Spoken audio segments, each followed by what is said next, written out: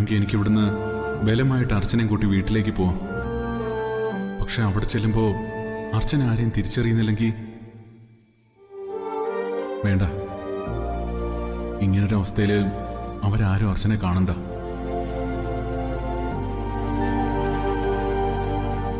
ഇന്നുവരെ ഞാൻ അർച്ചനയുടെ സന്തോഷം മാത്രം ആഗ്രഹിച്ചിട്ടുള്ളത്. ഓർമ്മ തിരിച്ചു കിട്ടാത്ത അർച്ചനെ ഞാൻ എന്ത് പറഞ്ഞു മനസ്സിലാക്കും?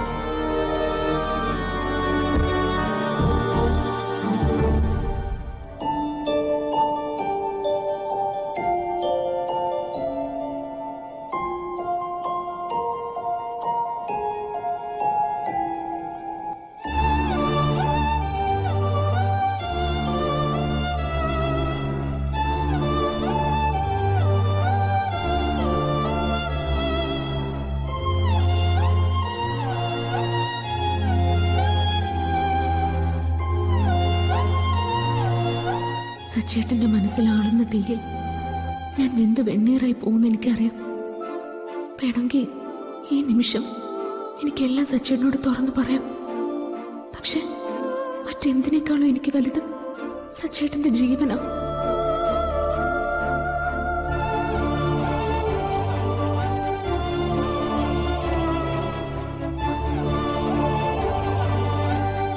ഈശ്വര, മനസ്സൊരുക്കി പ്രാർത്ഥിച്ചപ്പോ നീ അർച്ചനെ എന്റെ മുന്നിൽ കൊണ്ടു തന്നു.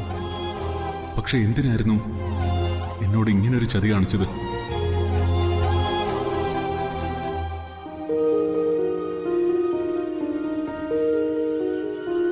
എല്ലാം കൈവിട്ടു പോകും മുമ്പ് എത്രയും വേഗം എല്ലാ പ്രശ്നങ്ങളും പരിഹരിച്ചേ പറ്റും. എന്റെ മോളെയും കൊണ്ട് എനിക്ക് സച്ചിന്റെ അടുത്തേക്ക് തിരിച്ചു പോണം.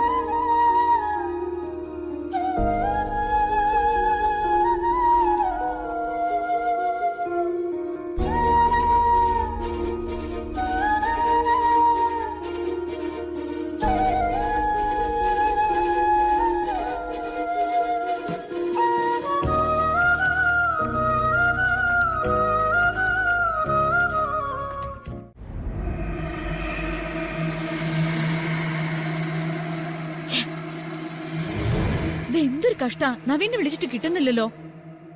നവീൻ ഇപ്പൊ ഇങ്ങോട്ട് വരുന്നുണ്ടാവും. കാടിനുള്ളിൽ ആയതുകൊണ്ട് നെറ്റ്വർക്ക് കിട്ടാത്തോണ്ടാവും. മോള് വെറുതെ ടെൻഷൻ ആവണ്ട. പൂജ ആവുമ്പത്തേക്കും നവീൻ എത്തും, ഉറപ്പാ. സിനിച്ചേച്ചി, ഇന്നലെ രാത്രി തന്നെ അവളോടൊന്ന് പോയില്ലേ? ഇന്നലെ രാത്രി തന്നെ പോയെന്ന് അറിഞ്ഞു. പിന്നെ മോളിക്കുട്ടിയുടെ ഓട്ടയും കാണുന്നില്ല. പോയി അവക്ക് നല്ലത്. നമ്മളെല്ലാരും കൂടെ പറഞ്ഞിട്ട് അവള് പോയല്ലോ. പിന്നെ എന്തിനാണ് അവളെ കുറ്റം പറയുന്നത്? പൂജയുടെ പകുതിക്ക് വെച്ച് പോയാ പാമ്പ് കടിക്കും വിഴുങ്ങുന്നൊക്കെ പറഞ്ഞിട്ട് എന്തായോ എന്തോ ചത്തു തൊലഞ്ഞോ ആവും. അങ്ങനെ നടന്നിരുന്നെങ്കിലേ ബാക്കിയുള്ളവർക്ക് കുറച്ച് സമാധാനം കിട്ടിയേനെ. ഇങ്ങനെയുള്ള സംസാരം നിന്നോട് ആവർത്തിക്കരുന്നത് പലവട്ടം പറഞ്ഞിട്ടുള്ളതാ. നല്ലൊരു കാര്യത്തിന് പോവാനല്ലേ നീ ഇങ്ങനെ വ്രതശുദ്ധി വരുത്തി നിൽക്കുന്നത്? ശരീരത്തിന് മാത്രമല്ല, മനസ്സിനും സംസാരത്തിനും ഒക്കെ ആ ശുദ്ധി വേണം. അവളുടെ കാര്യത്തിലെ എനിക്ക് ഒരു ശുദ്ധിയും വേണ്ട. എന്റെ നവീന്റെ ജീവിതത്തിലേക്ക് അവൾ ഇനി വരാതിരുന്നാ മതി. ഇനി അവള് നവീനെ കാണാതെ നോക്കണം. അതാ എന്റെ ലക്ഷ്യം. ഞാനും അവളും ഒന്നല്ലെന്നും രണ്ടാണെന്നും നവീൻ അറിയുന്ന നിമിഷം ഞാൻ നവീന്റെ ജീവിതത്തിൽ ഉണ്ടാവില്ല. നവീൻ എന്നെ ഒഴിവാക്കും. അങ്ങനെ ഉണ്ടാവാതിരിക്കാനാ ഈ മന്ത്രവും പൂജയൊക്കെ. അതോർത്ത് മോള് പേടിക്കണ്ട. മോളുടെ ജീവിതം നശിപ്പിച്ചിട്ട് അവൾ ഒരിക്കലും ഒരു ജീവിതം തെരഞ്ഞെടുക്കില്ല. വെറുതെ ഓരോന്ന് ആലോചിച്ച് നിൽക്കാതെ നീ പോയി ഫ്രഷ് ആവാൻ നോക്കിയേ. നവീൻ ടൈം ആവുമ്പോ ഇങ്ങനെ എത്തും കേട്ടോ. അപ്പൊ നീയും റെഡിയായിട്ട് നിൽക്കണം. ചെല്ലു.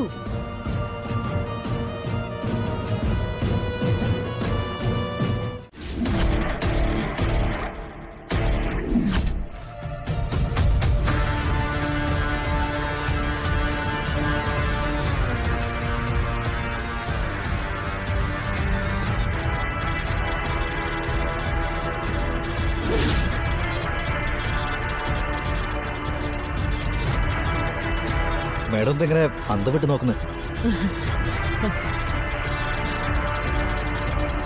ഞാൻ ഗാഥയും കൊണ്ട് വന്നോണ്ടാണോ?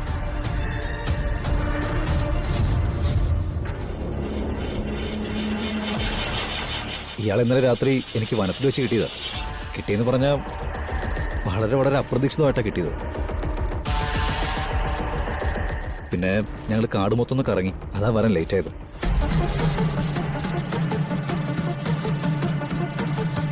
മേഡത്തിനെന്താ ഞങ്ങളെ കണ്ടിട്ടൊരു സന്തോഷമില്ലാത്തത്? ഇനി മേഡം അറിയാതെയാണോ മോളിക്കുട്ടിയോടൊപ്പം ഗാഥ പോയത്? അല്ലല്ല, എന്നോട് പറഞ്ഞായിരുന്നു. ഇടയ്ക്ക് ഇവള് കാടക്കൊന്നും കണ്ടിട്ട് വരട്ടെ എന്ന് ചോദിച്ചപ്പോ ഞാൻ തന്നെ അനുവാദം കൊടുത്തത്. മോളിക്കുട്ടി കൂടെ ഉണ്ടായിരുന്നത് കൊണ്ടാ വിട്ടത്. നവീൻ ഇഷ്ടാവില്ലെന്ന് ഞാൻ പറഞ്ഞതാ, അവള് കേട്ടില്ല. ഹേയ്, എനിക്കിഷ്ടക്കുറവൊന്നുമില്ല. മാത്രമല്ല ഇന്നലെ ഗാഥ പുറത്തേക്ക് വന്നുകൊണ്ട് രാത്രി മുഴുവൻ ഞങ്ങളൊന്ന് കറങ്ങി. എന്റെ ജീവിതത്തിൽ ഞങ്ങൾ ഒരുമിച്ചുള്ള ഏറ്റവും നല്ല മുഹൂർത്തങ്ങളായിരുന്നു ഇന്നലെ.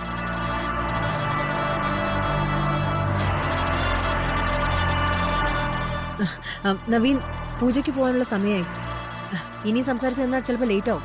ഗാഥ, താൻ പെട്ടെന്ന് റെഡിയാവും. അപ്പോഴേക്കും ഞാനൊന്ന് റെഡി ആയിട്ട് വരാം. എന്താ മോളെ ഉണ്ടായത്? അത് മാഡം